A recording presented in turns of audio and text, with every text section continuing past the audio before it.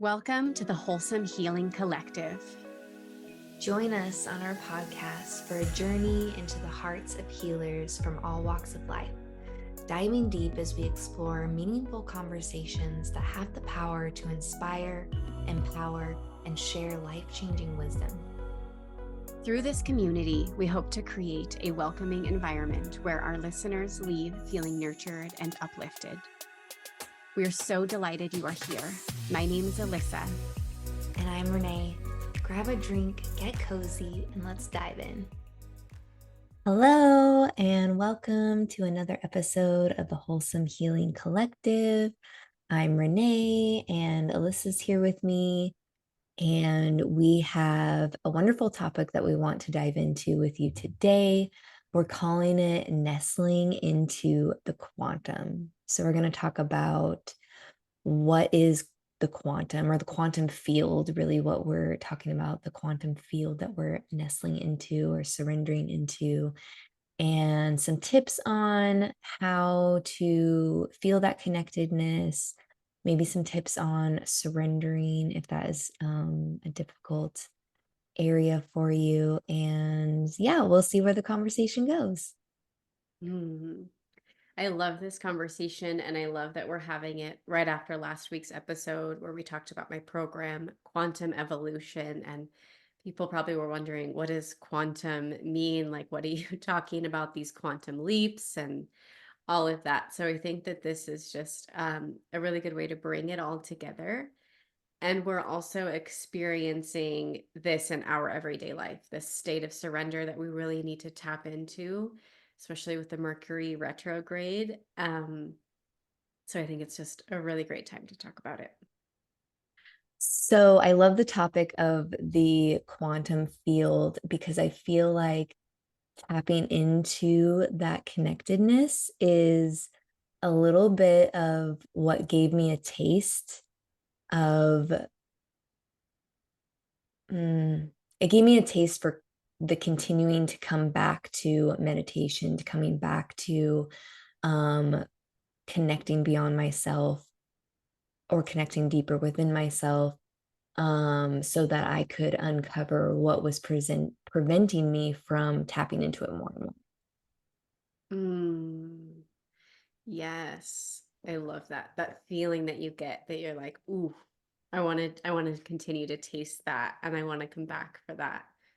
I love that. Sometimes I almost feel like that feeling is so good that I'm almost like afraid of that power and that Mhm. potency, that I'll have this beautiful session or whatever it is.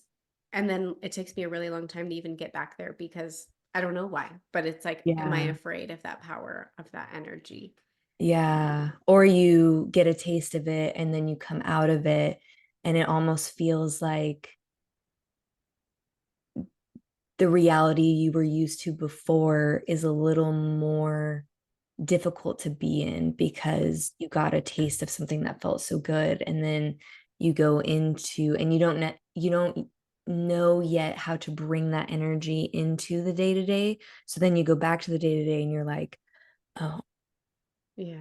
dang it, I don't feel connected, or maybe I feel isolated, maybe I feel um isolated is the word that comes to mind when I think back to a distinct uh, breathwork session I had where I felt so connected. Um, and then I came out of it, and there was just this sinking feeling of isolation. And yeah, it keeps you coming back for more so you can get connected and stay there. Yeah. And taking that time to integrate and bring that into your everyday life. I love that. And I think that's maybe what I needed to hear. Um, from those beautiful experiences, like how can we bring it into everyday life? Yeah, it doesn't end right at the end of the breathwork session or whatever it was that got you there. It's like, how do you emanate and embody that energy so that you can go influence your reality with it? Yeah. Hmm. So I'd love to define what it is that we're talking about. This quantum field, this energy. And for me, it really feels like this interconnectedness, this state of surrender. I know that you had such a beautiful description. Do you want to share that? Yeah. Okay. I think what came to me was that it is the energetic web or the energetic fabric that is in between and connecting all of us. It's the unseen energetic fabric. That's what it was. That is between and connecting all of us. Um, and it's the unseen magic we get to use to paint our reality. Mm, yeah. And when you went to level 2 training, we may have talked about this in the episode following that, or whenever we checked in about our life. I think we did an episode. But you had an exercise specifically around tapping into this energy. Yeah, yeah, it was a really powerful exercise, and it was a diet exercise. So you're working with another person, and it's also incorporating feeling into the energy with touch. So you start with facing each other, and you put a hand on the other person, whether it's hand on their hand or hand on their thigh, maybe. And then they do the opposite. So each of you have a hand on the body. And then it's a little bit of a guided exercise. So they're guiding you to feel into your own energy first, and then tap into what you're feeling from the other person, tapping into their energy through your touch. And then you start to feel into the energy that is in between and moving between your hands and theirs, going back and forth. And it was really an incredible exercise, not only to feel their energy and feel how their energy changed my own. So it was like an alkalizing effect. And then to feel how our energy together was then magnified as we brought it together and brought awareness to the, I guess, like collaboration of energy between us. And then you feel that interconnectedness. And it kind of, the vision I kind of got was like honeycomb, like that kind of shape connecting all of us in this fabric or web. Ooh, It was really cool. It's a cool I one to. love that.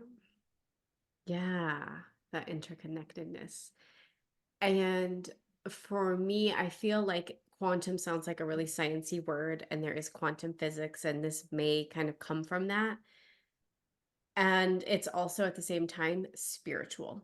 So, like, I think for Renee as well, but definitely for me, where I lean into the science side a lot, but I'm also deeply spiritual. And so, like, I live in both realms, and it all is the same thing when you're reading about religions or science or spirituality. It's all talking about the same thing, it's just using different words. And so, I use the quantum field interchangeably with like the oneness and the interconnectedness and that divine love. Would you do you have anything to add, or do you agree with that, or like what are your thoughts on this? Yeah. Uh I totally agree. I feel like what's beautiful is we're getting to this point in our science that there is so many interconnections that are starting to be realized, where I think there is a more general awareness that one term that's used in religion, and when you look at what is defining within that religious text what that is, and then you look at how scientists are defining quanta, or there's so many different words for the energy that is not seen but we know is there, and we can measure it with instruments. And like you said, it's different words for different things. And I think that the spirituality part of it, at least for me, is this belief that it didn't come out of nowhere. Like we know based on science that there is unseen energy in between us that is affecting our lives, and there is an interconnectedness that we can show with experiments of how, one action over here affects this cell, molecule, whatever over here, and it happens at the same time. That's that oneness. And so we can show that with experiments. And where it becomes spiritual for me is this knowing that there is something so much greater than us, a creator, a God, whatever you want to call it, that made that all possible, that it all came into creation. I don't think it was all random and by chance, personally. Yeah. Ooh, I love that. Um, and so like this nestling in the quantum, and you can also describe it as like completely surrendering to this spiritual energy. It's just like this beautiful state of almost like letting go and tapping into that energy that's all around you, instead of being so consumed with your human body and your humanness. It's just like letting go and just nestling. Yeah. Yeah, and I think it's taking the attachment and the force energy that we love to do in our culture, where it's like it's me and I'm the only one that can do it, and I just have to hustle and force my way through it. And it's allowing that grip to be released so that there's more possibilities and avenues for you to make it to the same destination without you being like, this is the only way. Mm, yes. Um, in relation to this, I was thinking about this, this thought when you're like manifesting something and you want something, your humanness is so tied to your ego is so tied to like that result. But if you bring in like, I want this or something better, it's like, again, that surrendering, like that letting go and allowing whatever is meant to like flow to you in that quantum field to come to you. And then, releasing that ego and just being so curious about what it is. Yeah, totally. I feel like that's been my challenge and opportunity as of late is exactly that.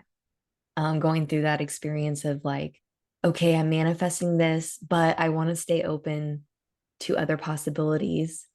And then when that thing is that you wanted doesn't come to fruition in the way that you thought it would, it's like, okay, now this is the real, I don't want to say test because I don't ever think we're being tested, but it is, for lack of a better term, like the test in trusting and surrendering is like, okay, I said I was open to other opportunities. Now I really need to lean into that and trust that that's on its way.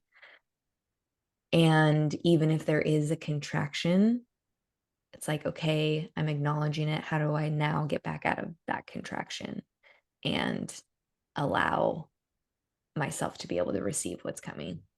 Yes. Yes. I love that you kind of like called it a test, but it's not, but it's like holding yourself to that same standard that you've been working towards in your embodiment and in all these other practices, like letting the universe know you're still on track for what it was that you wanted, versus like going back and settling Mhm. for something that'll just get you by. Yeah. Like what comes to mind is like a relationship, like you're manifesting like the ideal partner, and you thought this person was going to be the ideal partner, but it didn't work out. And so instead of holding where you can continue to manifest that ideal partner, that something better is going to come your way, that not you, but you in this story of like people listening, you resort to like an old boyfriend who doesn't treat you very well, but you just hook up with them and end up like making this big mistake. And so for me, it's like holding your values and everything you've been working towards, even though you didn't get this partner, something better is on its way.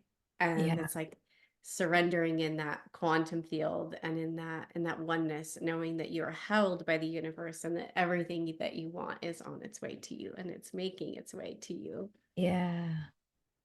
Yeah.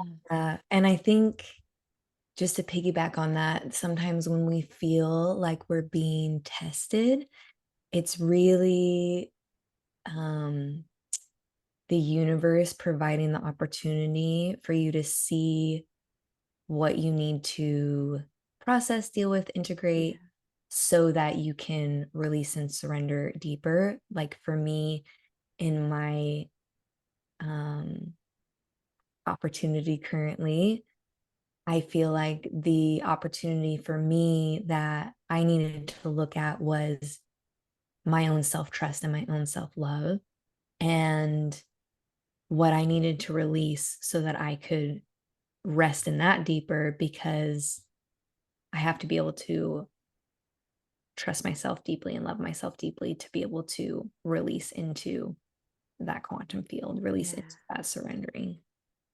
Yes. I love that message. Mm. So, any tips on how to tap into this energy and just really surrender and nestle in the quantum? Um, Daily ritual and support are the two things that come to mind. At least for me, having that daily ritual of spending time, maybe not necessarily um like surrendering doesn't need to be that focus of the daily ritual every day, but just having a daily ritual where you're spending time in reflection or meditation, breathing. Right now I've been kind of doing this combo of breathing, tapping, um prayer, meditation. And so finding that whatever works for you, and that's always evolving, but just having that time for you to lean in every day is super valuable because I find that in the times when I need to surrender the most or I'm feeling the most contracted, it's the hardest time for me to show up for myself and show up at my altar and take that time. But I do because I have that habit so ingrained in myself. But Mhm. if you don't have that habit ingrained, when you get into that contraction, sometimes it's easy to just fall into it and stay there. And it's those daily, for me, those daily habits that help me come out of it. And then having support, like the session you and I did just yesterday, is so valuable. And um, it's that safe space for you to process, explore, be asked questions that you might not think to ask yourself and allow the body to give you the information. Like there's just, I could just, yeah, there's so much value in that. Um,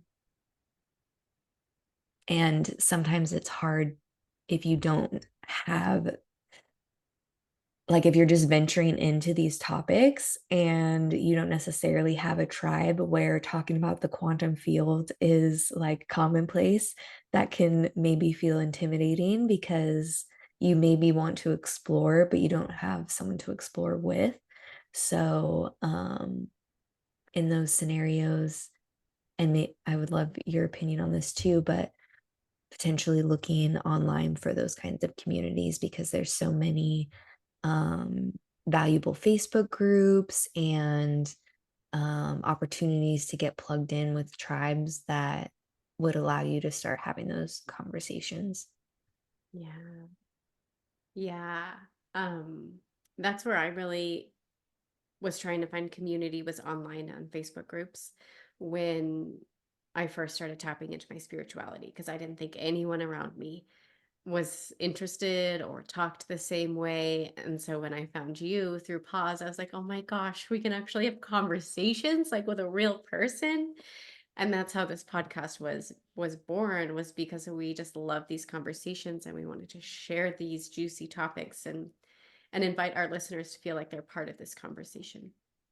We do actually have a Facebook group, but nobody's in there except for me and Renee. But like that could definitely be this community where you find people that are interested in the same. But there are a lot on Facebook.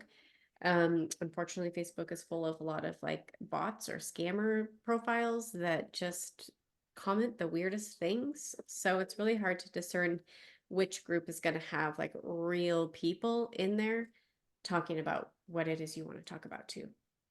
Um, and I'm part of a lot of groups, but I honestly can't name one that really feels like that great.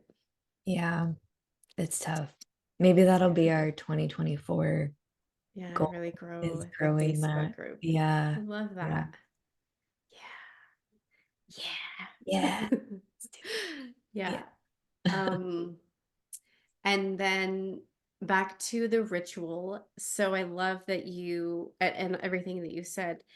I also think oracle cards can be a really great way to Ooh, like yes. prompt the those questions or like the inquiries that you wouldn't typically ask yourself. One of my favorite decks is the Rose Oracle from Rebecca Campbell, Mm, and it's actually really gentle. It's not a whole lot of shadow work, and if it is shadowy, it doesn't really feel super shadowy. So if you're into that, maybe a different deck. But if you're into like the rose and all of those like feminine aspects without the shadow, um, then it's a great deck. And if you tap into your higher self or your spirit team and ask for their guidance before you pull your card, I think that's like when you really start to get those inquiries, those questions that you should be asking yourself. What am I missing? What do I need to hear? Where do I need to explore or embody or integrate? So, and then for me, tapping into the quantum just looks like quieting my mind, mm, and getting into maybe my heart space first, but then expanding my awareness into the energy around me. And I can't do any of that if I don't quiet my mind first. And yes. so it's kind of like meditation, but for me, it's more of an embodied state before I can access the quantum and fully surrender, like surrender to my humanness so that Yeah, I can tap into my spirituality. that's a great way to Yeah. put it. Yeah. Yeah. Um, and it's just a practice. So it might be awkward the first time you do it. You might not feel like you've done anything. But I almost feel like the more time you spend and the more intention that like spirits reaching out back out to you, like trying to connect with you. And that each time you do it, it's going to be stronger and stronger. Yeah. Quieting the mind is just like working a muscle and going to the gym. It's going to take time for those muscles to become strong. And just like that, quieting the mind, it takes repetition. And Mm. um, at first, you might have 1 second in between the mind pulling you back and having a thought. But the more you practice, the more gap you'll have in between those thoughts. And then you'll start loving the gap.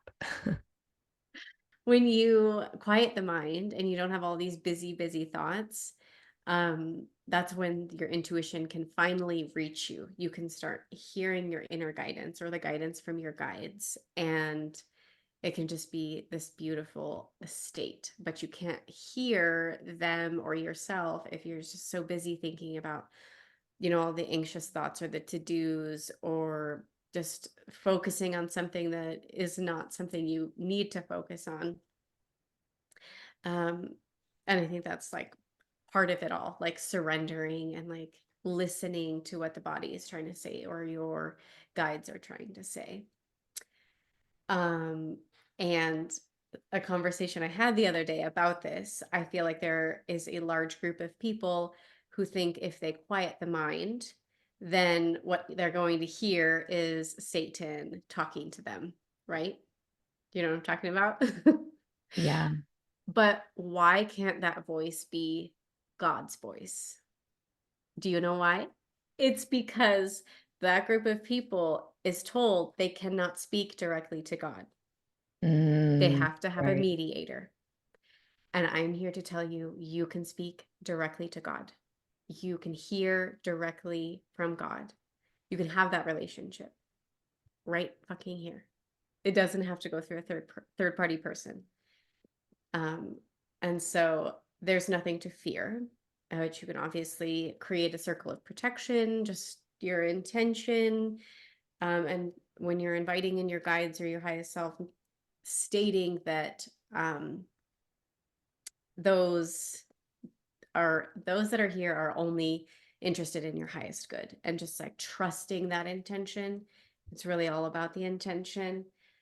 Um, and if you start leaning into that negativity, like Satan will come in or these entities will come in, then you start opening up that protection and they're receptive to that energy. But if you believe that it's in your highest good, then I personally think that you're protected Yeah.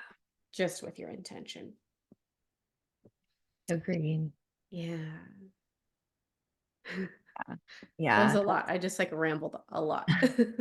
No, it's a passionate topic, and it's um it's always one that when in conversation with people, that when that fear comes up, it always catches me a little bit off guard, because I've had so many incredible experiences that the thought of a negative door opening is just like, it doesn't even cross my mind.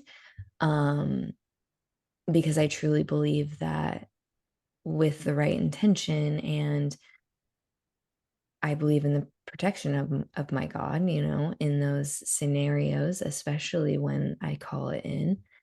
Um, I don't think that there's anything to worry about. And I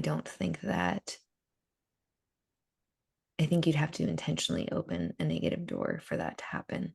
And yeah, no one's gonna do that. And I on hope this no one would do journey, yeah, I hope they don't do that. I mean, there are people who intentionally go around opening negative portals. Those aren't the people I want to hang around. that. Yeah. But like this journey that we're describing in, every one of our episodes, but this one specifically where we're talking about nestling into the quantum field, this state of surrender, tapping into the interconnectedness of us all, that raises your vibration. And all of this embodiment and the breath work and the tapping and everything that we're talking about here raises your vibration. And the more you raise your vibration, the more you are no longer a match to the negative entities Mm, and energies around you. And I think that's what's important is those people that are afraid, they probably don't have, they aren't doing the work to raise their vibration or cleanse their energy or cleanse their home. And I could see how that could be very fearful. That fears, it also continues to like feed the negative energies and the negative entities. And so it's just trying to get out of that. And it can be a process. And if you need specific information on that, let us know. We can do a podcast episode. And actually, I think we were going to do one day about this topic, but it can be pretty specific and long. And so we'll just save that for another day. yeah. But yeah. I love how Um, you brought that up, because I feel like, yeah, that's so true, that it is different vibrations. And um, when you subscribe to the negative vibration, you create more negative circumstances in your life, and vice versa. So that's why we do the work to raise our vibration, so that we yeah. create better in our life. Mm. And that doesn't mean that there's no shadow or negative aspects of what we're going through. Like we still have anger, we still have grief, we still get to experience these emotions. It's not all love and light, but it is like when you raise your vibration, you can bounce back from the grief Yes. and the anger. Like you spend that 90 seconds feeling that, and then you're like, okay, I did that Yeah. work. And I know why I was angry. And it was right for me to be angry, but I don't have to carry that around with me anymore. And Yeah. I think we have a podcast episode about this. Yeah. Allowing that duality. And I think it's the difference between going into the contraction, viewing the world through the contraction, and then becoming it, like feeling the grief, becoming depressed, and then identifying as it, I am depressed, versus feeling the contraction, noticing it, I am feeling that, and I will allow myself to feel it so that I can get back to my true essence, my true energy. And you know that you're going through this to go back to your expansion rather than becoming it and then letting it be your reality moving forward. So Yes. I I love always, that. the language we use in those kinds of scenarios is so important, because if we let it become who we are, and then that's what we're saying every day, I am this, I am that, that's makes it a lot harder to come out and become something different when you adopt it as part of your identity. Mm, yes. I wonder if we have an episode around identity because we could definitely talk a lot more about that. Yeah. We'll have Yeah. to poke around, and if not, Yeah. we'll add it to our list. Yeah. We've got a list of podcast topics that we'll be talking about in the future. And if you have any suggestions, let us know in the comments below. Anything else you'd like to say today, Renee? I don't think so. I feel like we touched on everything and rounded it out. Yeah, and there's so much to explore here. I'll try to link the other podcast episodes where we've kind of talked more about some of these issues, or topics where we've expanded more on some of these topics. They're not necessarily an issue. But we hope that you have a beautiful rest of the day, and we'll see you again next time. Bye.